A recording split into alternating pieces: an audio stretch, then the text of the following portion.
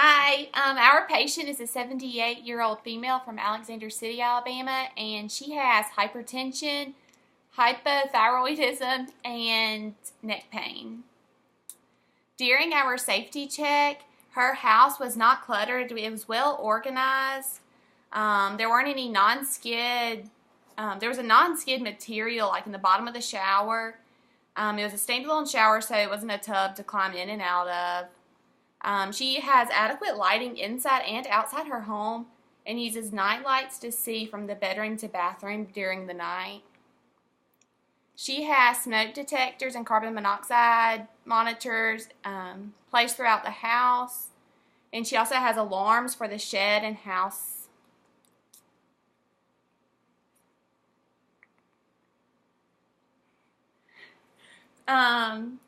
She also carries a little remote in her pocket that's connected through her alarm, so if she falls, she can press the button since she lives by herself, and the ambulance will be notified to come to the house. She has an emergency bag for bad weather. She has a telephone in her bedroom and living room, and she has guns locked in her bedroom in a safe, but other than that, she's pretty safe in there. And she's on only a couple medications. The first medication is for hypertension. It's lisinopril hydrochlorothiazide, and this is used for lowering her blood pressure. So the lisinopril is an ACE inhibitor and works by relaxing the blood vessels, and the hydrochlorothiazide is a water pill, which causes the body to excrete more urine to lower blood pressure as well. And we educated the patient on orthostatic hypotension as a result of this medication as a side effect, as well as a non-productive cough that may happen with an ACE inhibitor. She's also on levothyroxine for hypothyroidism, and this is used as a replacement supplement to endogenous thyroid hormones. The principal effect is to increase metabolic rate of the body tissues, and we asked the patient to name off a couple of the side effects, and she responded with heat intolerance, sweating, weight loss, and possibly heart issues, so she already knew all those. After discussing these with her, we discussed also food and drug interactions, such as orlistat or warfarin and insulin. Both need to be watched carefully while on this medication, and we also reminded her that she should take the medication every morning at the same time with a glass of water on an empty stomach for best results. We also explained to our patient that this medication, there's no cure for hypothyroidism, so this medication should be taken, every day for the rest, of her life until, just every day. She's also on baclofen every night she takes it every night for neck pain. This medication is used for inhibiting reflexes at the spinal level, decreasing muscle spasticity, and improving bowel bladder function. Our patient understands that this medication typically makes her drowsy and she should take it about 30 minutes before bedtime. We also explained to her that this medication as well could cause orthostatic hypotension, so we discussed with her to get out of bed slowly, stand up slowly.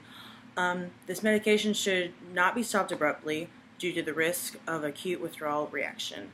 And lastly, she takes aspirin every day as a prophylactic treatment for transient ischemic attacks and myocardial infarction. So she just takes it for a blood thinner to thin her blood.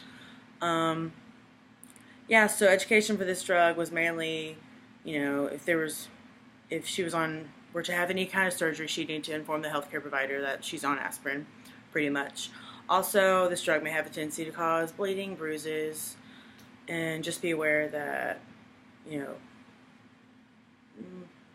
it can just prevent issues if she's ever in the OR. Our patient has pretty good management over her health conditions.